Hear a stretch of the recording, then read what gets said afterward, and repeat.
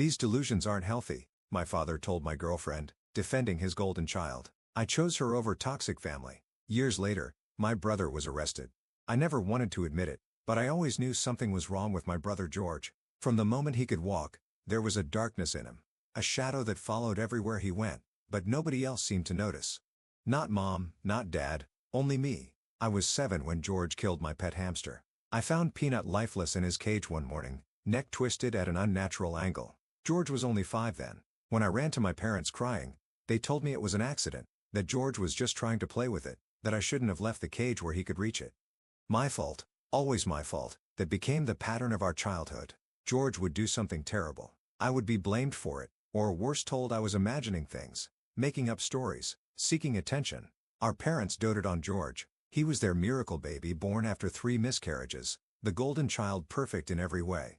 I was just there an afterthought. By the time we reached high school, George had perfected his mask. To everyone else, he was charming, popular, the star quarterback with a bright future. But behind closed doors, he was calculating and cruel. He sabotaged my friendships by spreading rumors, stole things from my room and planted them in other people's lockers, did everything he could to isolate me, to make me miserable.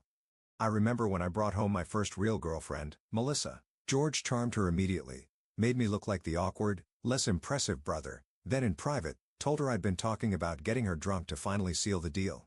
She broke up with me that night, believed him without question. That's how good he was, how convincing, and still our parents saw nothing wrong. I left for college the first chance I got, put 3 states between us, built a life where I didn't have to look over my shoulder, where I could finally breathe. That's where I met Nancy. She was everything I never knew I needed. Kind, brilliant, strong. For the first time, someone saw me. Really saw me. Not as George's brother or the family disappointment, just me. We met in an economics class. I noticed her first, the way she challenged the professor's theories with real-world examples, the quiet confidence in her voice, how she never seemed to need validation from anyone else. Our first date lasted 6 hours, just talking about our dreams, our fears, the books that changed us. By the end of the night, I felt like I'd known her my whole life. We dated for 2 years before I finally agreed to bring her home to meet my family. I'd avoided it for as long as possible, making excuses about busy schedules and distance. The truth was I was terrified of exposing her to them, to him. The drive to my parents' house was tense, my knuckles white on the steering wheel. Nancy noticed, placed her hand over mine. "It's going to be fine," she assured me. "They're just people." But they weren't just people. They were the architects of my insecurities, the enablers of George's darkness. I should have trusted my instincts. The moment George laid eyes on Nancy, I saw something shift in him. A predatory gleam I recognized all too well. During dinner, he positioned himself next to her, his arm casually draped over the back of her chair. "Too close. Always too close. You're way too good for my brother," he told her, his voice dripping with false sincerity. "What's a girl like you doing with someone like him?" Nancy laughed it off, uncomfortable but polite. I felt my chest tighten, my hands curl into fists under the table. Later that night, I found him cornering her in the kitchen, standing between her and the door, her back pressed against the counter. Her smile was fixed and wooden. "We should get coffee sometime," he was saying. "I could tell you all the embarrassing stories about my brother that he wouldn't want you to know." When he reached out to touch her hair, I intervened, grabbed his wrist, told him to back off. He just smirked like we were sharing some private joke. "Relax, bro," he said, pulling away. "I'm just being friendly." "Right, Nancy?" We left the next morning. Nancy was quiet during the drive home. Too quiet. "Has he always been like that?" she finally asked. I nodded, the knot in my stomach tightening. "I'm sorry," I said. "I shouldn't have brought you there." She reached over and squeezed my hand. "It's not your fault," but it felt like it was, like I'd failed to protect her from something I should have seen coming. What I didn't know then was that George had already gotten her phone number from my mother, that he'd already started texting her. Innocent messages at first, then increasingly inappropriate, asking about her underwear, telling her he could satisfy her in ways I never could. When she blocked his number, he created new ones, called her in the middle of the night, breathed heavily into the phone when she answered. The final straw came when he sent her a picture of herself sleeping taken through our bedroom window. We lived on the 2nd floor. He must have climbed up to get that shot. I only found out when Nancy showed up at my apartment at 2 a.m. trembling and in tears. She'd been getting calls from unknown numbers, people following her to her car after work, a dead bird left on her windshield. "It's him," she said. "I know it's him." We went to the police, but what I discovered there crushed any hope of justice. The desk sergeant was dismissive from the start, barely glancing at the evidence on Nancy's phone. He took perfunctory notes, his pen barely moving across the page as Nancy described the escalating harassment. "Sounds like a lover's quarrel to me," he muttered, not even trying to hide his disinterest. When I pressed him about the dead bird, the stalking, he leaned back in his chair, arms crossed. "Look, I know your brother, captain of the football team, business degree, church every Sunday. You really expect me to believe he's doing all this?" Later in the parking lot, an older officer pulled me aside. His eyes darted around nervously before he spoke. "You should know something," he said quietly. "Your father plays golf with the chief every weekend, and last month, he made a very generous donation toward the department's new cruisers." My stomach dropped. The truth hit me like a physical blow. "How much?" I asked. The officer just shook his head. "Enough. They've been told to handle any complaints about George with appropriate discretion. My advice, get your girlfriend somewhere safe. You won't find help here." That night, I learned what true powerlessness felt like, how the system that was supposed to protect the vulnerable could be so easily corrupted, how money and influence could silence truth. Small towns, they protect their own. Nancy's stalking continued for weeks. George maintained his distance, but his friends were everywhere, watching her, reporting back to him, making her feel unsafe in her own skin. One night, she woke up screaming from a nightmare, thrashing in the sheets, convinced someone was in the room with us. I held her until her breathing steadied, watched as the recognition returned to her eyes as reality replaced the terror. "I can't keep living like this," she whispered. Neither could I. I confronted my parents, showed them the messages, the pictures of the dead bird, the timestamps of the calls. We sat in their pristine living room, the same couch where I'd spent countless afternoons doing homework trying to be invisible, the same coffee table where George had once stabbed me with a pencil for changing the TV channel. The wound had needed 7 stitches. I still had the scar. My mother's face hardened as I shared the evidence. "Are you sure she's not making this up for attention? George would never do something like this. He's always been jealous of you," my father added, though I couldn't remember a single instance where that had been true. "Maybe you're the one behind all this trying to make him look bad." The betrayal cut deep, but it wasn't surprising. They'd always chosen him. Always would. We tried once more. A family intervention. Nancy bravely agreed to face them all to tell them exactly what was happening.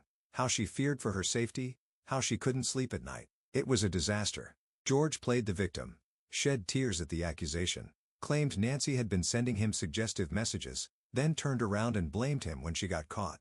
"Check her phone," he suggested with feigned innocence. "I bet she deleted all the texts she sent me." My mother nodded sympathetically. My father glared at Nancy. "Young lady," he said, his voice cold. "I think you need professional help. These delusions aren't healthy." Nancy's hands trembled in her lap. I could feel her shutting down beside me, retreating into herself as they ganged up on her. As they did what they'd always done, protected George at all costs. We left that house knowing we would never go back, that we were on our own. The harassment escalated. George started spreading rumors at Nancy's workplace, claimed she'd been stealing medication, nearly cost her her nursing job. It was only her spotless record that saved her. I wanted to confront him directly to make him stop, but Nancy was afraid of what he might do if cornered, of how he might retaliate. "People like your brother," she said, "they feed on confrontation, on knowing they've gotten to you. The only way to win is not to play." When she was offered a position at a hospital across the country, we both knew she had to take it, that we had to leave, start over somewhere safe, somewhere he couldn't reach us. We were packing when the invitation arrived. My cousin's wedding. A family obligation that under normal circumstances, I would have declined, but my grandmother had been diagnosed with late-stage cancer. This might be the last time I'd see her. "We'll go for the ceremony," I told Nancy, "then leave before the reception 3 hours tops." She nodded, though I could see the fear in her eyes. I promised to stay by her side the entire time to keep her safe. Another promise I couldn't keep. The ceremony was beautiful. For a moment, surrounded by extended family who had no stake in the George mythology, I felt almost normal, almost like the person I might have been if I'd grown up in a different home.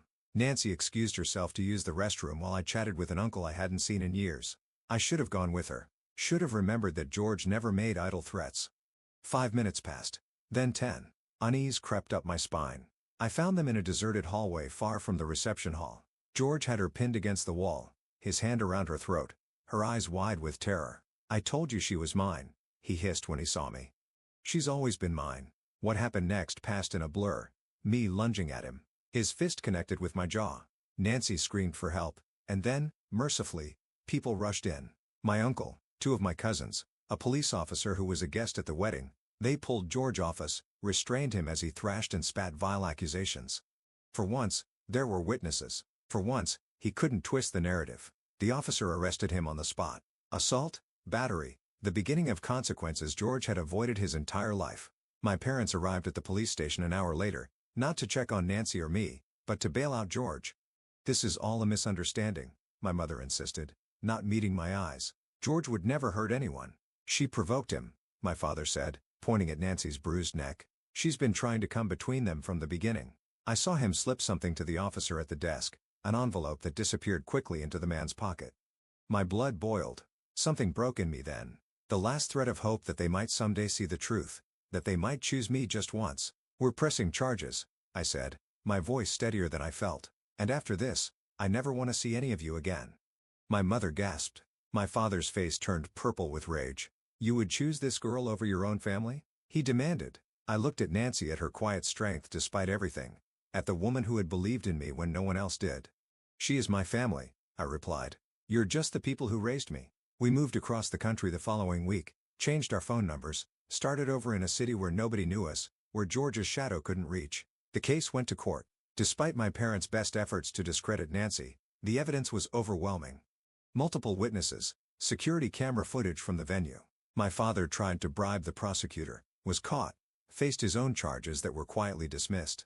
Money talks even outside our small town. George received probation, a slap on the wrist that nonetheless tarnished his perfect record, his first official consequence. We got married in a small ceremony with just a few friends.